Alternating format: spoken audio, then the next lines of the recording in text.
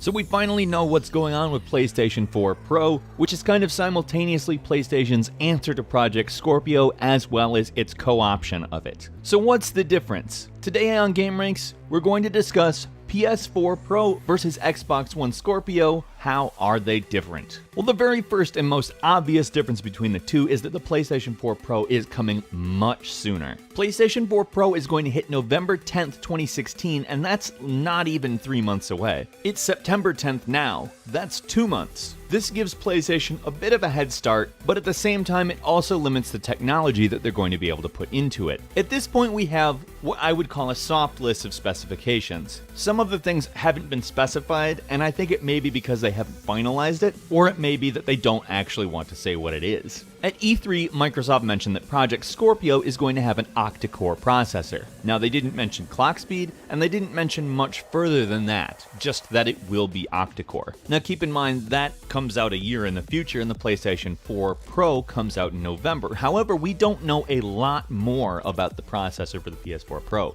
The PS4 Pro is also going to have an octa-core CPU, although if we're going sheerly on number of processors, this is a good spot to illustrate how different a year can make it, because guess what? The original PlayStation 4 also has an octa-core processor, and so does the Xbox One and the Xbox One S. And it's also been confirmed that it's going to be an x86-64 Jaguar. Obviously, as far as structure, is very similar to the PlayStation 4 regular processor. Because of this similarity in architecture, as well as some educated guesses by tech evaluators, a lot of speculation is placing each of these cores at 2.1 GHz, which is certainly higher than the PlayStation 4's. The original PlayStation 4 clocks in at 1.6 GHz on each of the various processors. Also, on paper, it could not really mean a lot. Depending on how it's utilized, if Project Scorpio's processors aren't really a lot higher than 2.1 GHz, it may not be that different. The Xbox One, for instance, has a 1.75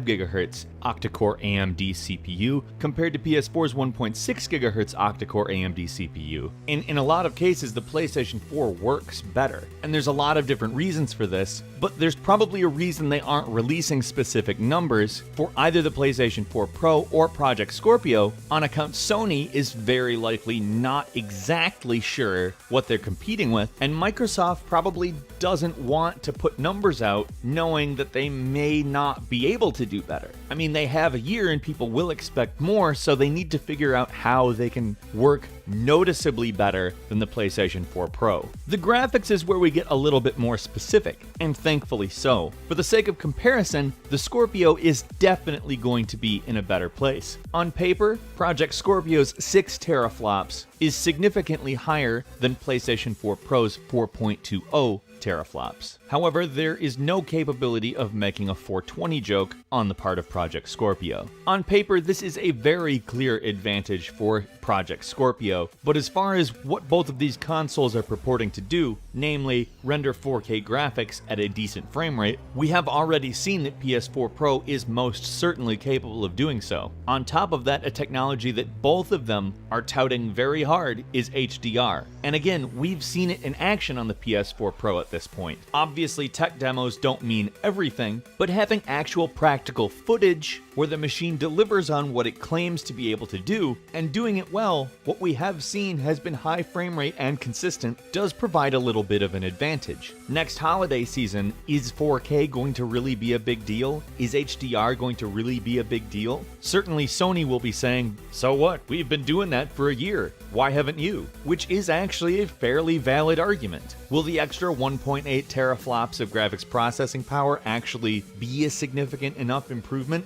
once again to make a noticeable difference? Well, let me just say this, I hope so, because I'm not in it for a brand, I'm in it for the better console. I really want stuff to work better. But what we've seen, especially with the current machines, is that numbers on paper don't necessarily translate. It's utilization. So by default, we have to say that Project Scorpio is better, most likely on both a CPU and a GPU front, but until we put one in our hands and actually play it in comparison to a game that is also out on PlayStation 4 Pro, it's really going to be up in the air. And a year is a very long time for something to be up in the air. One of the advantages that PS4 has had throughout this generation is that the RAM it uses is GDDR5 RAM, while the RAM that the Xbox One uses is GDDR3. Now it's the same amount, 8 gigabytes, but as far as bandwidth, GDDR5 provides a better result. This was not upgraded in the Xbox One S, which still uses GDDR3, but Project Scorpio is going to make the jump to GDDR5. Now, whether or not they stick with 8, there's really no way to say, but it'd be absolutely crazy for them not to jump to GDDR5.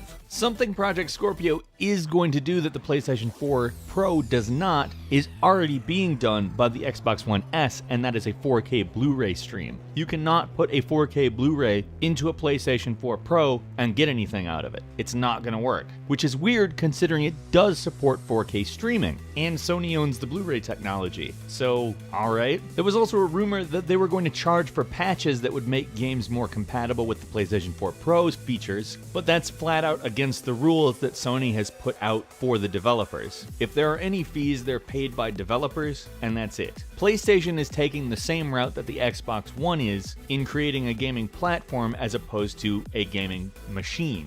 Games are made to be compatible with both the PlayStation 4 and the PlayStation 4 Pro, just as Xbox One games are meant to be compatible with Project Scorpio, and vice versa. You're not allowed to make a game that will only play on one of the consoles. Hopefully this is being done with the intent of outmodding backwards compatibility, that it's never an issue again, and that everything can be ported to the current format and just let us play it forever. Just let me have it, okay? Can I have it? Can I have the game? Thanks. PS4 Pro is going to cost you $399 in North America and $349 in the UK. There's no definitive pricing announced on Scorpio, but currently the Xbox One S sells for $299, $349, and $399 depending on which level you buy it at, 500 gigabytes, a terabyte, or 2 terabytes. PS4 Pro is only coming in a terabyte model. Again, we don't have information on what Scorpio will come with, but I would suspect not much difference. If you're into VR, that's probably going to be where you're seeing the biggest difference between the two. The PSVR is a pretty powerful machine, and the most likely reason for the PlayStation 4 Plus existing and coming out a year earlier, but Microsoft revealed that Scorpio is going to actually be capable of running higher res VR devices and ones that aren't proprietary, like the Oculus Rift and the HTC Vive, which both run at significantly higher resolutions than the PSVR. How much that matters does kind of remain to be seen, and I think that's kind of both of these companies' focus as to why they're making these consoles. That and moving over to the idea of Xbox and PlayStation being gaming platforms, rather than each new generation being a new gaming platform. In a way, they're both kind of going the iPhone route, in that they upgrade it, but it's compatible with all of the iPhone technology. That is, until it's absolutely impossible to run new things on the old hardware, but in theory, backwards compatibility is, from now on, going to be a standard feature, which I like. So now it's time for you to weigh in. What exactly do you think about these two new updates to the consoles, and do you think that Sony's year-long head start is going to give them a distinct advantage, or do you think Microsoft's better hardware is going to give them a distinct advantage? Let's meet in the comments. I'm interested in your opinion, and if you enjoyed this video, please click like. If you're not subscribed, now's a great time to do so. We upload brand new videos every single day of the week, and the best way to see them first is, of course, a subscription. As always, we thank you very much for watching this video. I'm Falcon. You can follow me on Twitter @FalconTheHero, and we'll see you next time right here on Game Ranks.